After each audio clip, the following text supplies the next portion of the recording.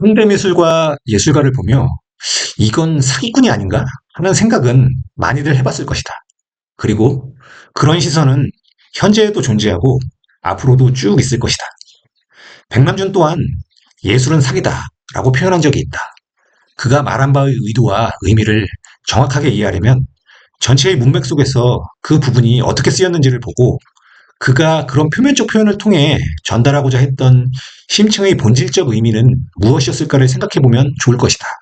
하지만 그건 귀찮고 어렵고 많은 사람들은 맥락은 상관치 않고 그 부분만 딱 잘라내서 자기 이해하기 편하게 받아들인다. 우리는 말로 규정되는 것에 때로 너무 휘둘리지 않나? 그런 생각을 해본다. 본질은 따로 있고 그것이 표현되는 방식은 다양할 텐데 표현하는 방식에 따라서 본질이 휘청거리기도 하는 것이다. 사기란 무엇인가? 어떤 사람들은 사람들을 현혹하여 피해를 보게 하고 범죄적인 이익을 취하고 감옥에 가야 하는 위법을 떠올릴 것이고 어떤 사람들은 무언가 찜찜하고 동의할 수 없는 말을 천연덕스럽게 하는 사람을 떠올릴 것이고 어떤 사람들은 사랑의 사기꾼처럼 그나마 귀엽게 봐주고 넘길 수 있는 정도로 은유적인 표현 정도로 받아들이는 사람도 있을 것이다. 사랑의 사기꾼이라는 것도 어떤 사람은 제비족이나 꽃뱀 같은 도둑들이나 여러 사람을 동시에 만나며 상대를 희롱하고 농락하는 사람을 떠올릴 수도 있다. 그리고 어떤 사람은 능청스럽고 뻔뻔스럽게 사람의 마음을 들었다 놨다 하는 매력남에게 농담적으로 붙이는 표현 정도로 받아들일 수도 있다. 그렇게 이 단어의 해석의 스펙트럼은 매우 넓다. 그리고 매우 이율배반적이다. 예술은 사기다 라는 표현 또한 굉장히 다양하고 주관적으로 해석될 수 있는 애매한 공간을 품고 있다. 법률적 범주야 문학적 표현 사이 어딘가에 있고 예술이라는 것의 복잡성은 그 넓은 스펙트럼을 충분히 다 포함할 수 있을 만큼 광역적인 것이다.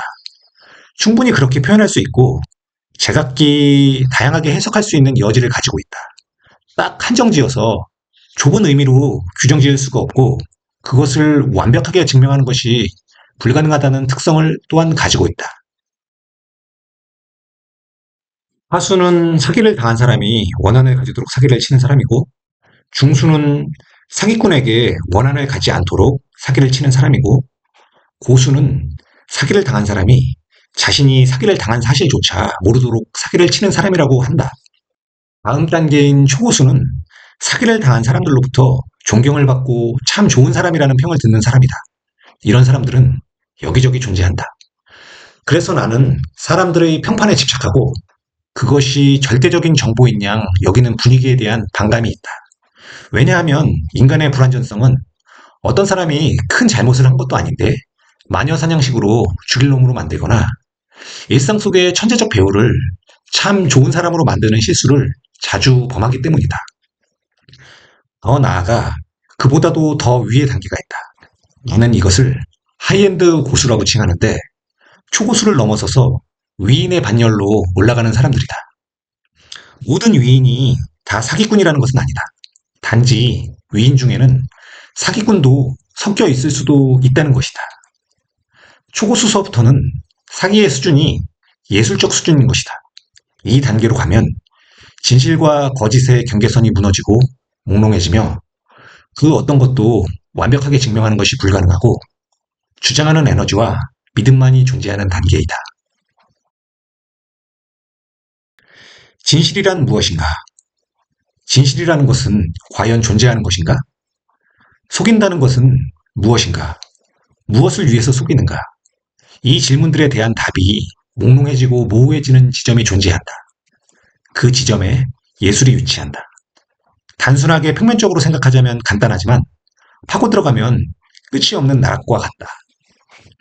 살다가 어느 순간 피해의식이 과해져서 내가 세상을 너무 의심의 눈초리로 바라보며 각박하게 살고 있지 않나 하는 생각이 들 때가 있다. 뭐 좀 속아줄 수도 있는 것이지 그렇게 속아준다고 해서 나에게 큰 해가 되는 것도 아니고 오히려 속는 것이 더 행복해지는 것일 텐데 하고 생각이 드는 것이다. 아름다운 속임수, 사랑, 예술, 알면서도 속고 더 속기를 원하고 멋있게 참신하게 속기를 바라기도 한다.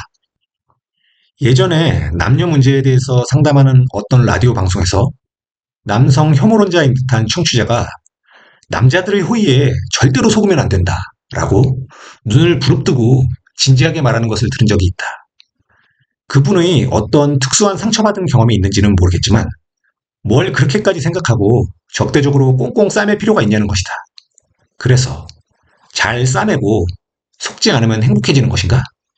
사랑의 사기에 한 번도 속지 않고 한 번도 피해를 보지 않은 사람과 온 열정을 다해 속고 상처받고 시린 기억이 있는 사람 중 누가 더 불행한 사람인 것인가?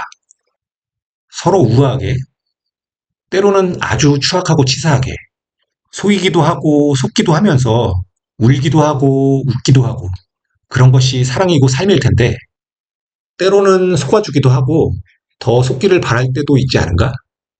예술도 마찬가지이다. 경계심만 가지고 볼 것이 아니라 오냐 너에게 한번 속아주마.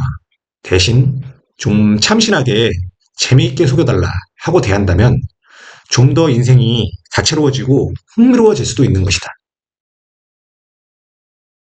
하지만 사람들에게는 각자 저마다의 기준이 있다.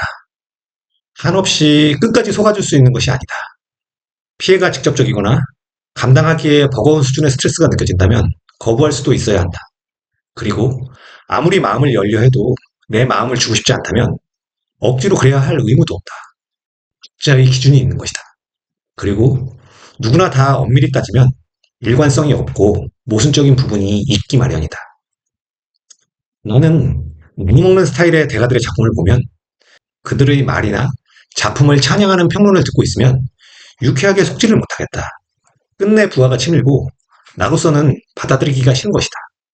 그렇다고 단색화 내지는 미니멀리즘으로 불리는 그런 류의 작품들을 모두 싫어하는 것은 또 아니다. 윤형근이나 최병소의 작품은 또 좋아한다. 또한 이강소의 회화 작품은 싫어하지만 그의 지나간 퍼포먼스 예술은 좋아한다. 그 이유를 말로 나름대로 설명을 할 수는 있지만 여태껏 많이 한 것도 같고 더 이상은 굳이 그럴 필요가 없을 것 같다. 그것은 나만의 기준이자 이유이고 따지고 들면 그 안에 논리의 모순이 있을 테고 다르게 생각하는 사람들도 분명히 있을 테니까. 중요한 것은 자기의 기준과 생각이 있으면 된다는 것이다. 남들의 그것에 억지로 맞출 필요가 없는 것이다. 또한 자신의 기준을 강요하는 것도 안 좋다.